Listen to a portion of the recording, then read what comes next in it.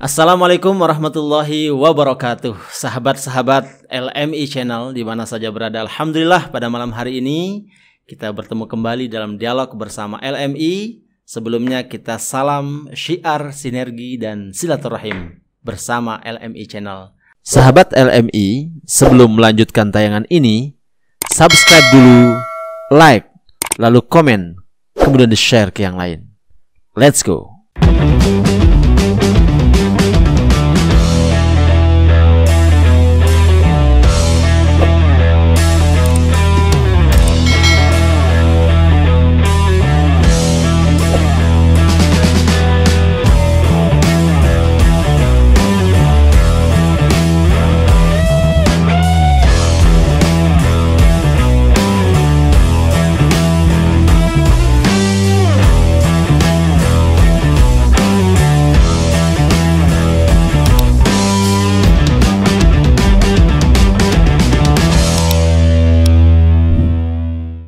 Ada tamu kita pada malam hari ini, Dr. Said Ali Jadid Al-Idrus bersama kita. Kita sapa beliau terlebih dahulu. Assalamualaikum warahmatullahi wabarakatuh. Waalaikumsalam warahmatullahi ta'ala wabarakatuh. Terima kasih atas kehadiran Pak Dokter ini di studio kami di LMI Channel.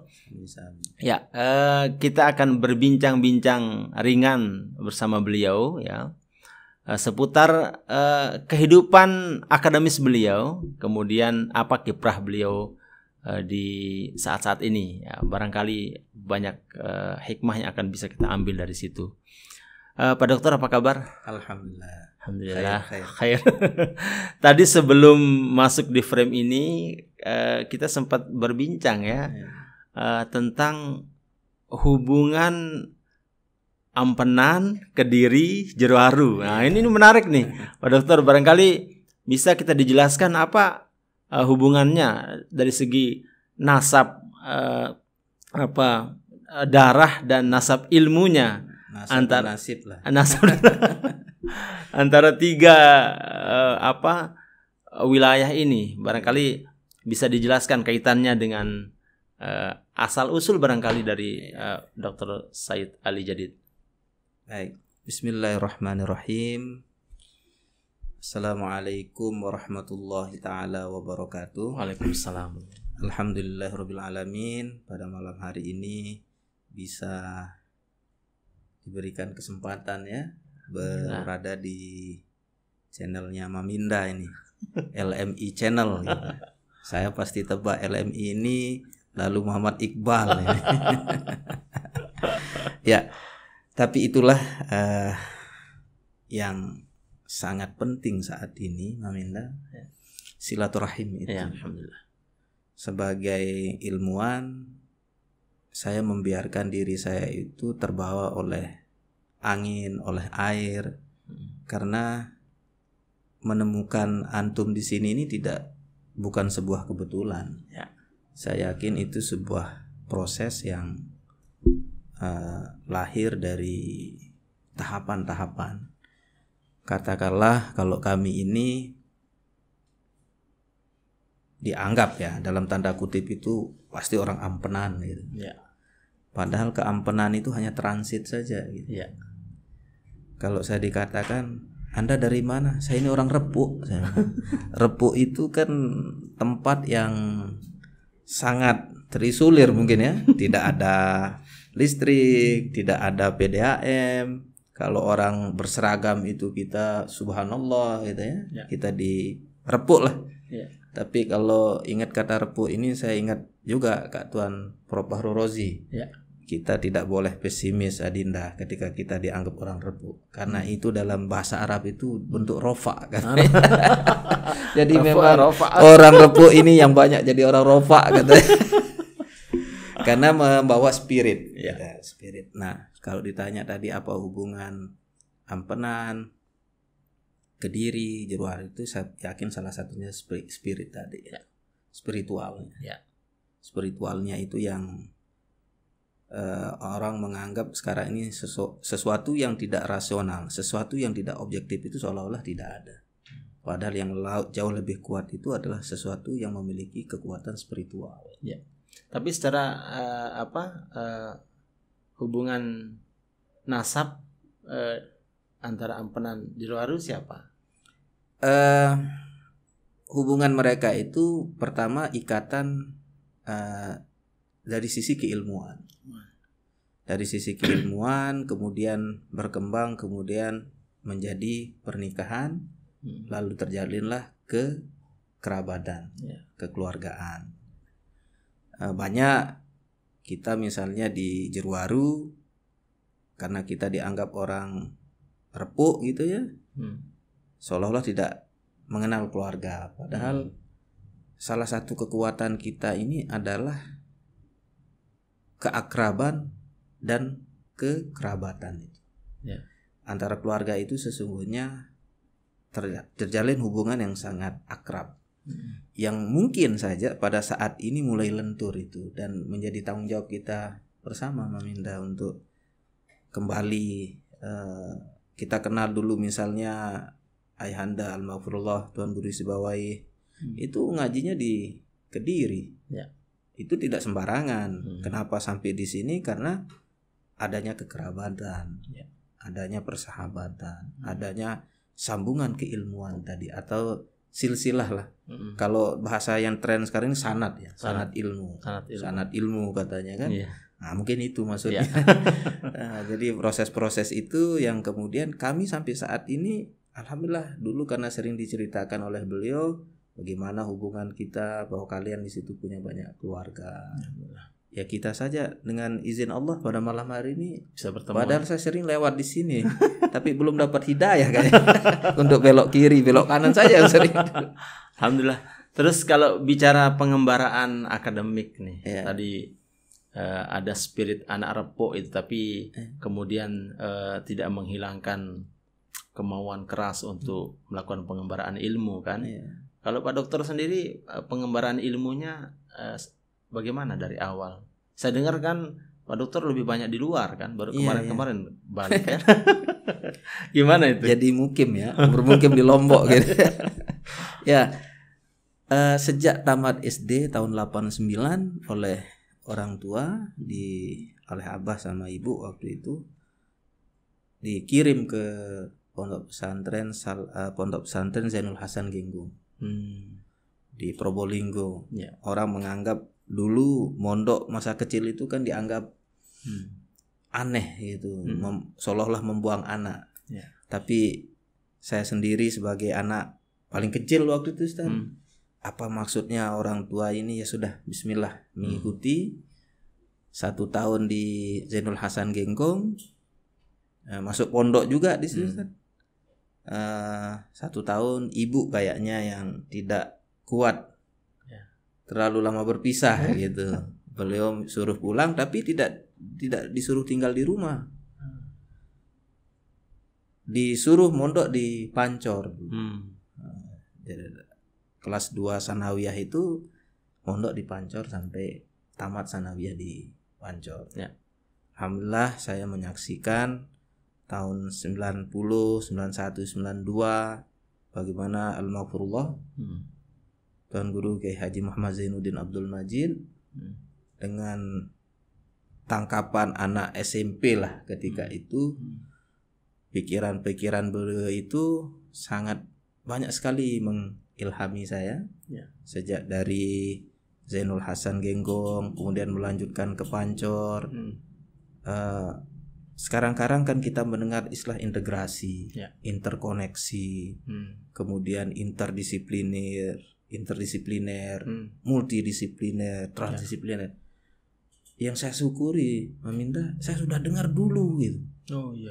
Ketika Al-Maghfurullah dulu berbicara tentang bagaimana ada Mahat, lalu ada STKIP, ada IAIH, kemudian di level pendidikan menengah ada Aliyah, ada Mu'alimin, ya kan? Ada juga SMA. Di level pendidikan dasar itu ada Sanawiyah, ada Mu'aliminnya, ada SMP-nya juga, kan? Jadi tidak terkejut ketika ada misalnya Prof. Imam Suprayogo dengan filosofi pohon ilmunya, lalu ada roda ilmunya Win Jogja, ada jaring laba laba Prof. di Jogja ya, Prof Amin Abdullah ya, Roda Ilmu UIN Jakarta. Jadi tidak terkejut gitu. Oh, ternyata dulu sebagai sebuah kebanggaan pernah mondok di pondok pesantren. Tetapi pesan-pesan ini pernah saya dengar gitu. Ya. Karena itu saya berkeyakinan Maminda, pesantren itu sesungguhnya terdiri dari dua kata, pesan dan tren gitu. Itu pernah saya tulis bahwa pesantren itu tempat apa ya, pesan-pesan yang aktual lah. Jadi sebenarnya materi-materi kita terima di pondok pesantren ini materi-materi yang pada zamannya nanti itu bisa beradaptasi. Misalnya bagaimana kita belajar taklim, orang ribut tentang teori belajar, orang ribut tentang pembelajaran. Oh, kita sudah belajar taklim. Kemudian kita pernah Ihya Ulumuddin bagaimana membangun. Kita sudah, orang ribut tentang itu sekarang. Ribut bagaimana aliran rasionalitas, bagaimana aliran objektivitas. Wah, enggak kita pernah belajar dulu Ihya Ulumuddin. Jadi santai saja. Mungkin itu salah satu keyakinan saya bahwa santri itu belajar hidup dan hidup belajar di pondok pesantren. Berarti dokter ini seorang akademisi yang memang terlahir dari dunia pesantren ya. Insya Allah. Nah, jadi mudah-mudahan sudah sangat akrab ya dengan dunia pesantren dan kalau berbicara pesantren memang berbicara tentang satu lembaga atau institusi pendidikan Islam yang selalu solihun likuli zaman ya. Ya. Kemarin kita pernah mendengar Prof. Mujiara Harjo itu mengatakan bahwa pesantren itu adalah lembaga yang yang survive dengan segala kondisi zaman ya. Dan dokter juga sudah merasakan itu ya. Alhamdulillah. Nah, bagaimana sekarang setelah melalui pengembaraan akademik yang cukup panjang ya, sampai meraih gelar doktor di mana? UIN Malang. Di UIN Malang ya. Itu bagaimana bekas atau athar ya, pengaruh pesantren kepada dunia akademik yang panjang ini? Iya. Ya kira-kira gini Ustaz, kalau saya nanti meninggal lalu ditanya oleh malaikat, Marab buka misalnya, loh kok nanya sama santrinya Kiai Zainuddin Abdul Majid, nanti Kiai As'ad, kira-kira begitu. Yang paling tidak kita andalkan guru-guru kita gitu. Yang beliau punya makom-makom yang di luar di luar kebiasaan. Berarti pernah mondok di Sukorejo juga? Alhamdulillah ya? 4 tahun 4 tahun di situ. Di jenjang perguruan tinggi. Perguruan tinggi ya. Berarti pengembaraan akademik ini ya, abituren NW juga kan waktu di Pancor kan? Iya. Kemudian masuk di Sukorejo itu kan. Kita berhizib dulu di Sukorejo itu. Alhamdulillah didukung sama kiai itu. Oh, luar biasa ya. Padahal di situ kan NU ya, nggak salah ya? Nggak ada masalah, kan doanya sama. Luar biasa. Jadi bisa dikatakan tadi integrasi, interkoneksi. Iya, dan Pak Dokter sekarang kan kemarin kita dengar dilantik menjadi ketua Persatuan Pesantren NW kalau tidak salah ya. Perhimpunan. Pimpinan pusat Perhimpunan Pesantren NW, disingkat Pesan NW. Menurut Pak Dokter ini, kenapa bisa sampai di posisi itu? Apa yang kemudian mendorong ya? Dokter ini mau kemudian dan bergerak gitu. Saya ini kan lama di luar saat. Iya. Jadi saya tidak tahu juga kenapa kemudian pilihan itu di saya. Di saat kami sedang fokus betul bercita-cita itu, bercita-cita kalau Allah mentakdirkan diridhoi oleh para masyayikh, para guru, rasanya ingin sekali kalau meraih gelar jabatan akademik itu, guru besar itu bidang manajemen pendidikan pesantren. Di kala-kala itu di samping pernah dilantik juga sama antum kayaknya jadi pengurus PB itu kan. Nggak tahu kok tiba-tiba jadi pengurus PB, pengurus cabang aja nggak pernah gitu. Tapi apapun itu sepertinya memang kita jadikan sebagai medan pengkhidmatan. Untuk intinya adalah bagaimana membangkitkan Islam. Ya. Karena kita melihat pesantren pada abad 20, baik yang dikembangkan oleh Muhammadiyah, semuanya sesungguhnya berbasis pesantren. Apalagi Nahdlatul Ulama. Ya. 1912, 1926. Semua itu berangkat dari diskusi-diskusi muzakarah di majelis taklim. Kalau bahasa Lombok itu bekerbung, Ustaz ya. Bekerbung. Di Lombok itu sebenarnya ada tradisi intelektual yang berbeda dengan yang lain. Karena memang Lombok ini secara geografis tidak pernah nyatu, Ustaz. Saya dulu pernah tanya sama kawan-kawan yang konsen di konservasi alam. Apa yang membuat Anda yakin Lombok itu tidak pernah nyatu dengan katakanlah Pulau Bali lalu Sumbawa? Dengan argumentasi menurut saya itu sangat logis sekali disampaikan oleh kawan itu, bahwa kita bisa lihat Pak, di Lombok itu tidak ada hewan besar. Misalnya gajah. Itu artinya dia tidak bisa berenang. Tapi hewan-hewan kecil, katakanlah rusa, burung, itu lengkap di Lombok ini. Dan bunga-bunga taman itu lengkap di Lombok. Saya tanya sama kawan-kawan Taman Nasional Rinjani itu, apa yang membuat berbeda Rinjani dengan taman nasional yang lain di Indonesia maupun di... Karena memang kekayaan yang dimiliki oleh Rinjani itu sangat luar biasa. Yang tanaman-tanaman hias itu memang berbeda. Nah, karena itu saya yakin betul, oh ya, ini memang by proses semua. Jadi bagi saya pondok pesantren itu adalah lembaga spiritualitas. Kita dilatih betul untuk menata hati terlebih dahulu, baru kemudian menata intelektual. Saya yakin semua pondok pesantren, wabil khusus di Lombok, karena pesantren di Lombok ini tidak hanya satu ikatan guru, mereka terhubung secara kekerabatan, saling mengambil pernikahan. Karena itu sering saya katakan begini, Ustaz. Mohon maaf ya. Muhammadiyah 1912, Nahdlatul Ulama 1926, Nahdlatul Wathon 1953. Walaupun madrasahnya didirikan itu 1937, 34 dulu ya, 34, lalu 1937 itu Nahdlatul Wathon Diniyah, lalu Nahdlatul Banat gitu ya. Proses-proses itu jauh sebelum itu mereka kompak. Para masyayikh kita, para guru-guru kita ini kompak. Tidak terpecahkan oleh organisasi A, B, C. Lalu kenapa kita ini coba-coba memisahkan diri ini? Misalnya tidak bisa silaturahim, sementara para masyayikh kita sebelum abad 20 ya. Mereka satu keluarga. Dan satu nasab ilmuwan. Satu nasab, tidak hanya katakanlah sanad lah. Tidak hanya sanad ilmu, Ustaz. Kadang mereka sanad darah juga.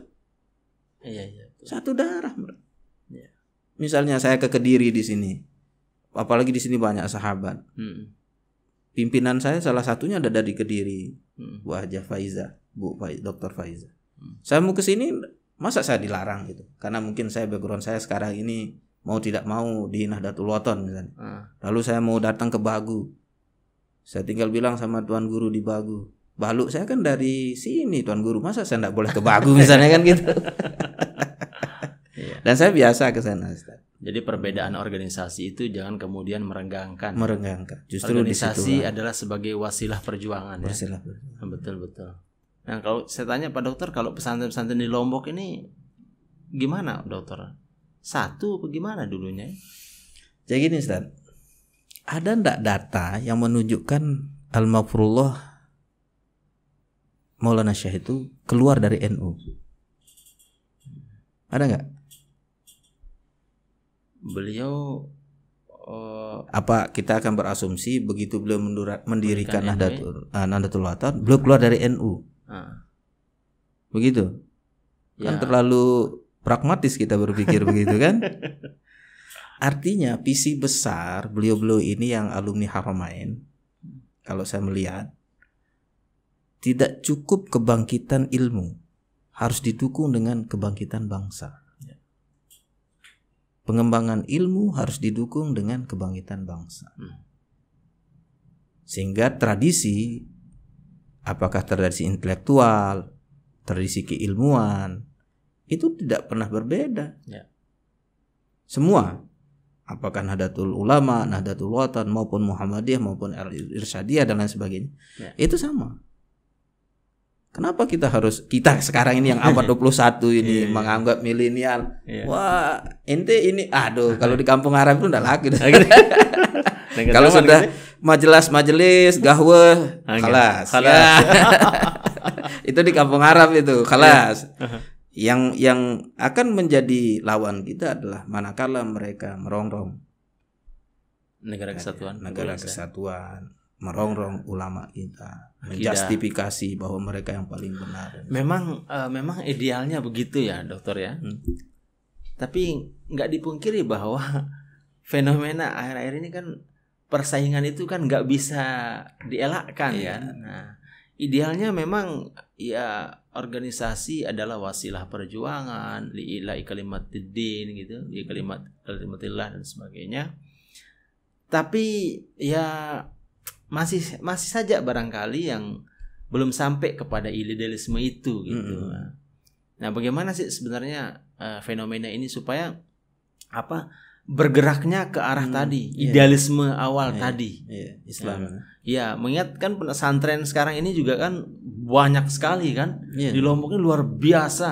Ya, di setiap desa, dusun itu ada pesantren kan. Itu bahkan anekdotnya kalau teman-teman dari Jakarta itu kemari luar biasa Lombok ini. Masjid banyak benar, sekolah malah banyak sekali kan gitu. Jangan-jangan ya anekdot aja nih, jangan-jangan memang kalau ngambek tuan gurunya di sini bangun masjid ya. Kalau ngambek bangun masjid, ya itu kan anekdot aja. Saking banyaknya gitu. Gimana Pak Dokter? Memang ada perbedaan ya.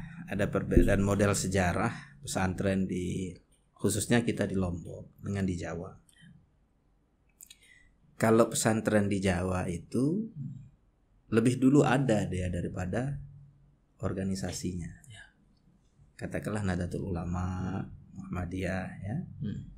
Kalau kita di Lombok ini sebenarnya pesantren itu belakangan. Organisasinya dulu yang apakah pesantren kalau misalnya di Pancor itu 1934 itu mendirikan pesantren Al-Mujahidin. Nahdlatul Watannya sebagai organisasi itu baru 1 Maret 1953. Artinya sebelum kemerdekaan itu pesantren itu sudah didirikan gitu. Didirikan, kemudian diterapkan spiritualitas di situ, kemudian mengadopsi pola-pola. Karena abad 20 itu memang secara global itu liberalisme, kapitalisme, sosialisme sudah menguasai dunia. Pola-pola mereka ya dengan 3 ciri tadi. Mereka mengembangkan organisasi, lalu mendesain mesin, kemudian menyebarkan media cetak gitu sebagai ciri khas mereka. Sehingga kita Indonesia, Republik kita ini sebenarnya kan tidak dijajah oleh negeri Belanda. Kita sering menyebut istilah company kan. Company itu kan perusahaan, Ustaz. Kita dijajah oleh perusahaan penggerut tenaga kerja, Ustaz. Ini kalau diungkapkan repot kita. Seperti kawan yang pernah ke distrik tempat kantornya POC itu, waduh marah betul ya. Kantor POC itu bukan di daerah kabupaten, Ustaz. Apalagi di pusat Belanda. Di tingkat kecamatan katanya, kecil lagi katanya. Aduh, repot ini. Ternyata memang company ini perusahaan ya. Nah, artinya begitu masuk abad 20, para masyayikh kita ini, para mursyid kita, para murabbi kita ini, syekh kita semua ini melihat perubahan itu. Maka harus paling tidak beradaptasi, membuat organisasi. Sebelum membuat organisasi, perkuat dulu spiritualitasnya, perdalam intelektualitasnya. Misalnya di Pancot, mendirikan STKIP, mendirikan IAIH, tetap mempertahankan mahatnya, mualliminnya. Ini kan sekarang lagi heboh nih, Hebohnya itu Undang-Undang 18 2019 tentang pesantren. Ini kan sebuah pengakuan secara yuridis bahwa pesantren ini memiliki kontribusi besar. Sebelum kemerdekaan, merebut kemerdekaan, mempertahankan kemerdekaan sampai dengan mengisi kemerdekaan. Maka saya berasumsi bahwa pesantren ini sebenarnya lembaga spiritual. Tidak hanya organisasi yang menerapkan manajemen modern, tapi tetap mempertahankan spiritualitasnya. Pesantren yang tidak memiliki spiritualitas itu bukan pesantren, bisa saja hanya pondok pesantren, tempatnya pondok hotel. Tapi kalau spiritualitasnya, bagaimana interaksi dengan para murabbi, para mursyid, para asatis, kemudian bagaimana sanad ilmu itu lalu tersambung. Terus visi dari perhimpunan pesantren NW yang diberikan amanah untuk memimpinnya ini kemana ini kira-kira? Ya, kita harus mau tidak mau, suka tidak suka, perhimpunan pesantren Nahdlatul Ulama ini harus memiliki daya saing global. Karena secara mayoritas pesantren kita Nahdlatul Ulama ini kan para masyaikhnya ini kan alumni Timur Tengah. Apakah itu Makkah, Mesir, lalu kemudian Yaman, ya kan? Kita hadirkan mungkin di situ sentuhan manajerial, manajemennya itu, sehingga kurikulum tetap dipertahankan tetapi dilakukan inovasi gitu. Jadi saya termasuk tidak setuju kalau misalnya kayak mahat kita di Anjani maupun di Pancor itu mau dirubah. Saya pikir itu barang antik gitu. Yang mahal itu nanti barang antik, Ustaz. Barang antik ya, betul. Beliau itu investasi luar biasa, itu barang antik yang banyak nanti harganya tinggi nanti. Mohon maaf, ini dari sisi globalisasi. Model mahat, model tahfizul Quran, ya, model pola-pola kita misalnya di Kediri ada pesantren Nurul Hakim yang khasnya itu adalah bahasa dari dulu. Distinsi pesantrennya adalah bahasa. Dulu kan kalau mau belajar bahasa pergi ke Nurul Hakim. Seharusnya itu kita sekarang ini ingin mengembangkan untuk berdaya saing global itu.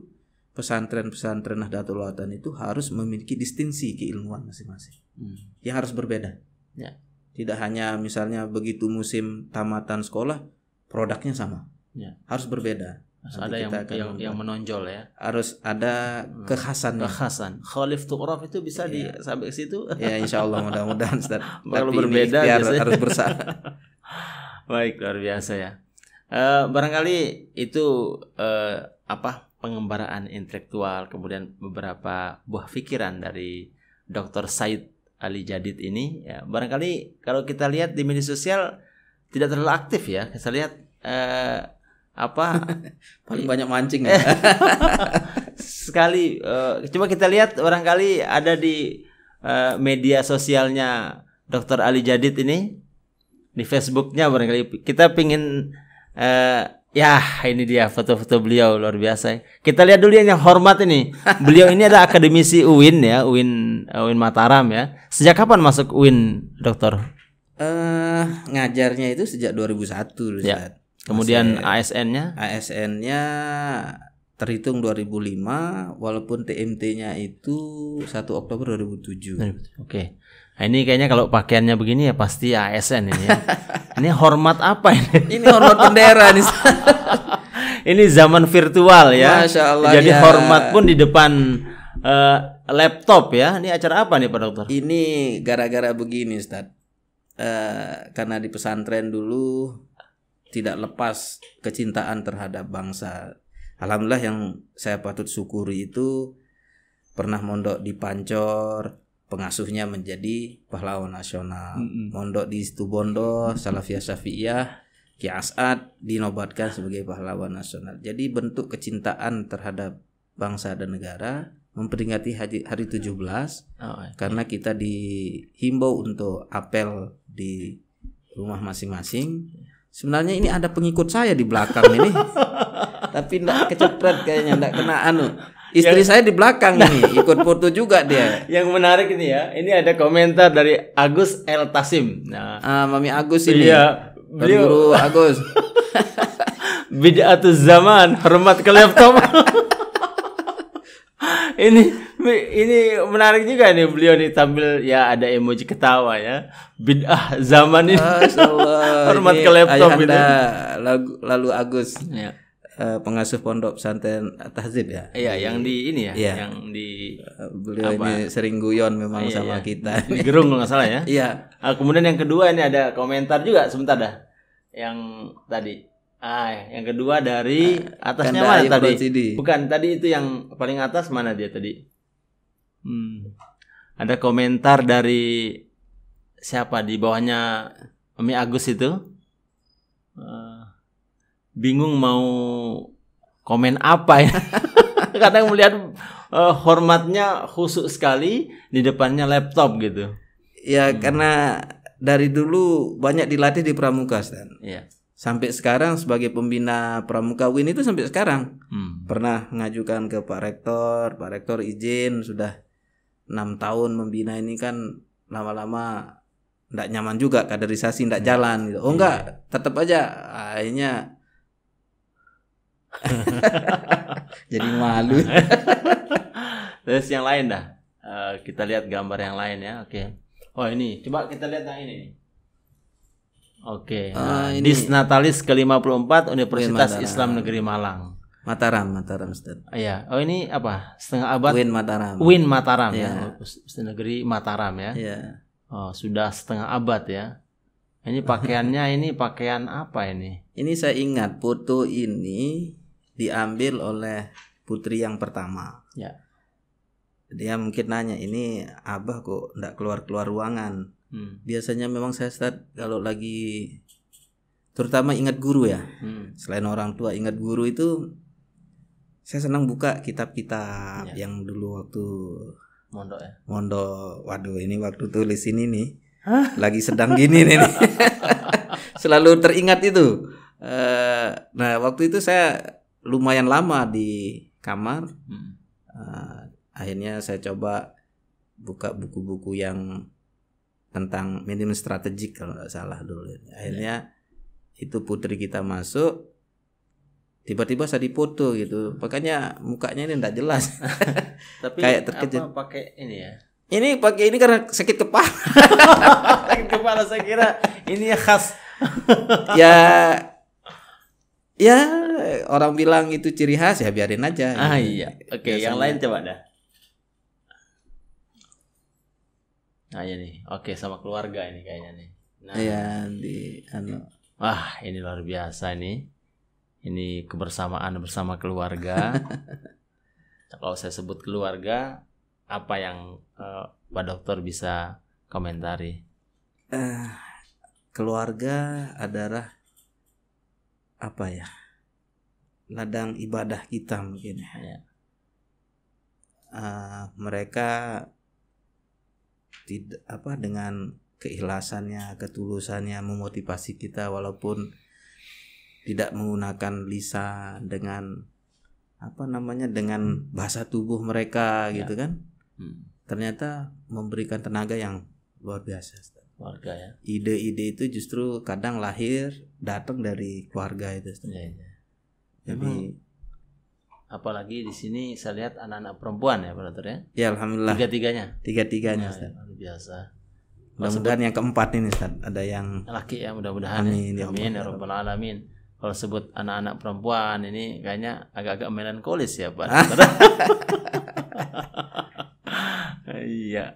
Oke, kita ingin tanya kepada Dokter. 2 kata saja untuk hal-hal yang saya sebutkan ini ya. Pertama, kalau saya sebut alma mater ya, di Nahdlatul Wathon dulu sebagai abituren itu 2 kata. Pak Dokter sebutkan 2 kata tentang Nahdlatul Wathon. Saya kalau ingat Nahdlatul Wathon ini kan ingat orang tua. Ya. Karena beliau sampai akhir hayatnya itu mengabdikan diri di Nahdlatul Wathon. Karena itu kalau menyebut Nahdlatul Wathon itu ya berjuang. 2 kata, berjuang, Berjuang dan berjuang. Dua kata dari berjuang. Kalau saya sebut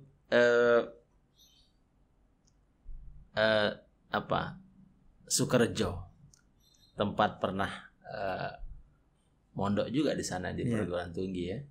Dua kata untuk Salafiyah, Syafi'iyah, Sukorejo. Referensi hidup.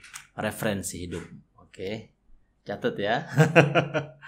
Yang ketiga, kalau saya sebut UIN Malang.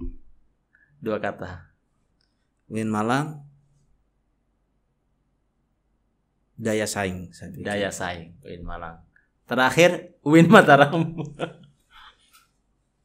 UIN Mataram ini rumah kita. Rumah kita. Tempat kembali. Ya, hal yang menarik dari UIN Mataram ini adalah saya yakin dimanapun berada ya, mahasiswa kita ini kan banyak latar belakang santri, ya. Sehingga bedanya itu hanya lembaga negeri aja UIN Mataram. Tapi sesungguhnya kita di UIN Mataram ini milik bersama calon-calon intelektual muslim yang alhamdulillah kawan-kawan Pak Rektor, jajaran beserta jajarannya bertransformasi dari IAIN menjadi UIN, kemudian gedung-gedungnya ya seolah-olah pendidikan Islam itu tidak second line lagi lah. Paling tidak kita sudah menunjukkan bahwa UIN Mataram itu juga Bismillahirrahmanirrahim, la haula wala quwwata illa billah. Spiritual kita sebagai santri itu dituangkan di sini. Itulah hakikat rumah kita, UIN Mataram ya. Luar biasa. Kita ingin sekali membedah UIN Mataram, tapi nanti di kesempatan yang lain. Ada yang lebih berada. Mudah-mudahan kita bisa ada kesempatan berbincang dengan Pak Rektor UIN Mataram ya, untuk membedah UIN Mataram di tempat ini. Terima kasih. Alhamdulillah sahabat-sahabat LMI Channel, kita sudah berbincang ya, santai ringan bersama Pak Doktor ya, Said Ali Jadid Al Idrus. Beliau adalah akademisi UIN Mataram. Beliau juga beberapa waktu yang lalu diangkat menjadi ketua umum Perhimpunan Pesantren NW. Dan mudah-mudahan kita tunggu langkah-langkah beliau dalam memajukan dunia pesantren ya, paling tidak ide-ide dari beliau dalam rangka pengembangan pesantren ke depan. Dan perlu diingat bahwa pesantren adalah lembaga pendidikan Islam yang paling survive di tengah bergerusnya zaman ya, dari waktu ke waktu. Ya, mudah-mudahan perbincangan ini ada hikmahnya. Ya, tentu tidak cukup hanya sekali pertemuan. Insyaallah kita bertemu di lain kesempatan. Sebelum kita akhiri, kita seruput kopi dulu ya. Majelis Gohwah. kalau di Bekasi itu saya pernah lewat di satu majelis Gohwah wa Dukhon. Sekarang berubah Dukhon itu Ustaz. Oh, berubah ya? Siwak namanya, siwak. Ya? Dukhon itu dibuat jadi siwak. Oh gitu. Gahwah ini. Gahwah ini kalau di kita itu ada namanya Gahwah Jahanam gitu. Kopi panas maksudnya. Kopi panas. Bukan jahanam neraka, bukan, panas maksudnya. Panas sekali ya, Gahwah Jahanam. Gahwah Jahanam. Baik, kita sponsor kita dari Kopi Selawat, kita coba cicipi dulu ya. Kita seruput kopi bersama LMI Channel dan Dr. Said Ali Jadid. Bismillah. Alhamdulillah. Wah, mantap, nikmat. Gahwahnya ajib. Terima kasih sekali lagi Pak Dokter, terima kasih atas kehadirannya di podcast LMI Channel. Sekali lagi sahabat-sahabat bisa menyimak perbincangan kita ini di kanal YouTube kesayangan kita semua, LMI Channel. Salam syiar, sinergi dan silaturahim. Wassalamualaikum warahmatullahi wabarakatuh. Waalaikumsalam warahmatullahi.